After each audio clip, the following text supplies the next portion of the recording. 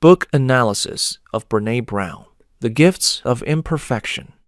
This book is a powerful antidote to perfectionism and the fear of not being good enough. Brené Brown demonstrates that vulnerability is not weakness, but a source of genuine strength, creativity, and connection.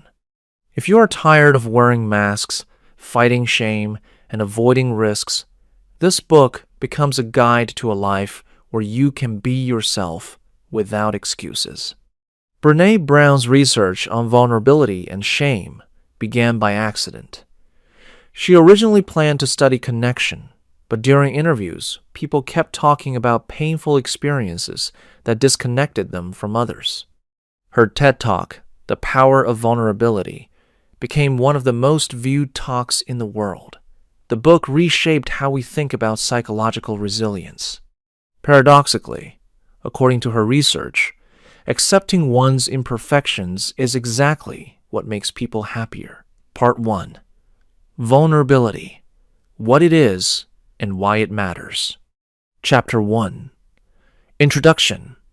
My journey to vulnerability. Brené Brown's personal story shows how, as a research psychologist, she encountered the topic of vulnerability while trying to study human connection.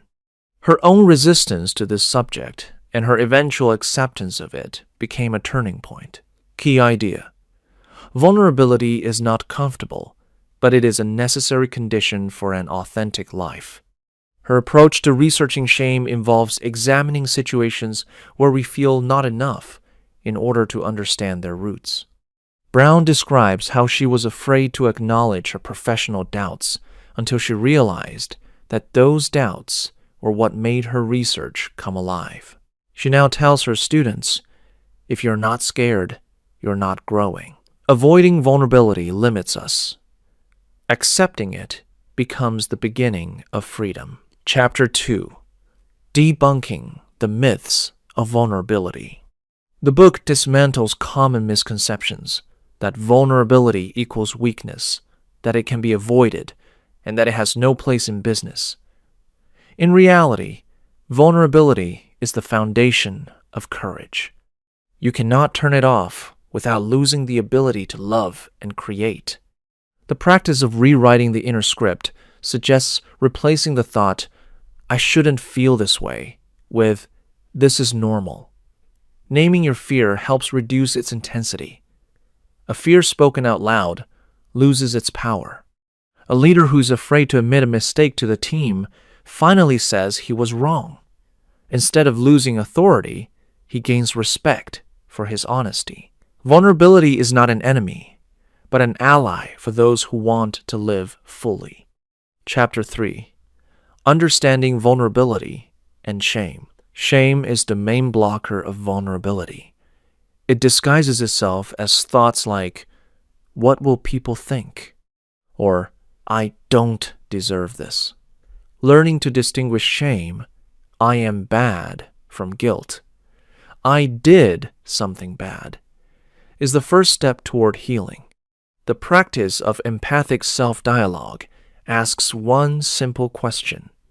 Would I say this to someone I love?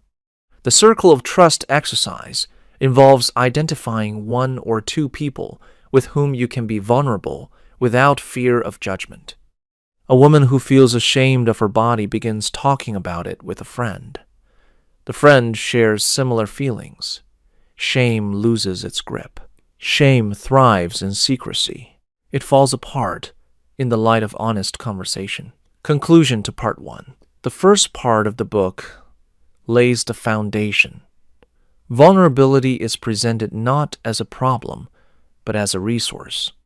Through personal stories, myth-busting, and an analysis of shame, it becomes clear that attempts to protect ourselves from vulnerability cut us off from everything that matters. The practices are simple, but they require courage. You have to name your fears, rewrite your inner scripts, and find people who will accept the real you. This is not about becoming perfect. It is about no longer being afraid to be alive. Part 2. How vulnerability shows up in life. Chapter 4. Vulnerability at work and in leadership. Modern corporate cultures often see vulnerability as weakness. In reality, it creates space for innovation and trust. Leaders who show their humanity and admit mistakes inspire teams more than those who hide behind a mask of perfection. The practice of leadership transparency involves openly acknowledging limitations and gaps in knowledge. The safe risk practice focuses on creating an environment where employees can offer unconventional ideas without fear of judgment. It is important to distinguish vulnerability from incompetence. A CEO tells shareholders that the company's strategy needs adjustment due to changing market conditions. Instead of losing trust, this honesty earns respect and mobilizes the team. Chapter 5. Vulnerability in parenting. Parenting is one of the most vulnerable roles there is. The fear of being a bad parent often prevents authenticity. Children learn to accept their own imperfections when they see adults make mistakes and apologize.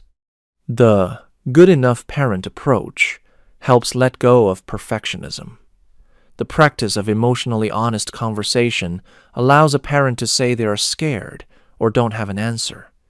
This creates real closeness. A mother who snaps at her child admits she was wrong, instead of making excuses, and suggests talking about what happened. This teaches the child that mistakes are part of relationships. Chapter 6. Vulnerability in relationships. True intimacy is only possible when partners stop playing roles and allow themselves to be real.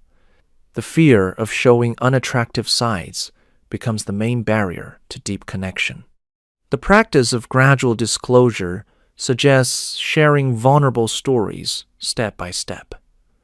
The technique of acceptance without fixing involves listening without trying to immediately solve the other person's problem. Sometimes it is enough to acknowledge how hard it is. A man who is afraid to show sensitivity decides to tell his partner about a childhood trauma. Instead of ridicule, he receives support. The relationship moves to a new level. Conclusion to Part 2. The second part of the book shows how vulnerability works in key areas of life. At work, it becomes a leadership tool. In the family, it forms the foundation of trusting relationships with children. In love, vulnerability becomes a bridge to real intimacy. Where we risk showing our true selves, space opens up for authentic connection and growth. Part 3. How to develop the courage to be vulnerable. Chapter 7. How to stop defending and start living. Defense mechanisms are emotional armor we put on to avoid pain. They also block joy and connection. Walls built for safety turn into a prison. The practice of recognizing defensive reactions helps identify moments of automatic shutdown. The small risks practice encourages gradual steps outside the comfort zone. It is important to distinguish healthy boundaries from destructive barriers. A woman who is used to joking when conversations turn emotional begins to pause before responding. She speaks simply and honestly about how she feels. This changes the quality of communication. Chapter 8. Practices of vulnerability. Vulnerability is not a theory. It is a daily practice. It requires concrete actions. Just as physical exercise strengthens the body, honesty builds emotional resilience. The vulnerability journal involves regularly writing about moments of openness. The 3 seconds of courage technique suggests taking a breath in a critical moment and telling the truth. This helps align actions with inner values. Before an important presentation, a man admits to his colleagues that he is nervous but believes in the project. This honesty reduces tension and creates trust. Chapter 9. How to create a culture of vulnerability. Vulnerability is contagious. When one person dares to be real, it gives others permission to do the same. Creating a culture of honesty begins with personal example. The practice of trust circles involves meetings where participants share personally without commentary. The effort recognition method focuses on supporting courage, not just success. The key rule is the absence of judgment. A work team introduces a tradition of starting meetings with a check-in. Everyone shares their emotional state. This reduces stress and increases productivity. Conclusion to Part 3. The third part turns the theory of vulnerability into a practical guide. From recognizing defenses to creating spaces of authenticity, each step changes the quality of life. Developing vulnerability is a process, not a one-time achievement. Mistakes and setbacks are inevitable. The willingness to continue is what makes change possible. Ultimately, the courage to be vulnerable becomes a way of moving through life. This path is freer, more honest, and more meaningful. This is such a wonderful book. I have compiled a separate list of all the important theses from this book, along with all the techniques and tools, and created a step-by-step action plan that you can immediately implement in your life. You can get all this in my community, Place of Power. There, you will find a detailed text analysis with similar lists for each book being reviewed. The community has already thoroughly analyzed and made available to you hundreds of world bestsellers, with a new analysis released every day. Follow the link in the description and use it.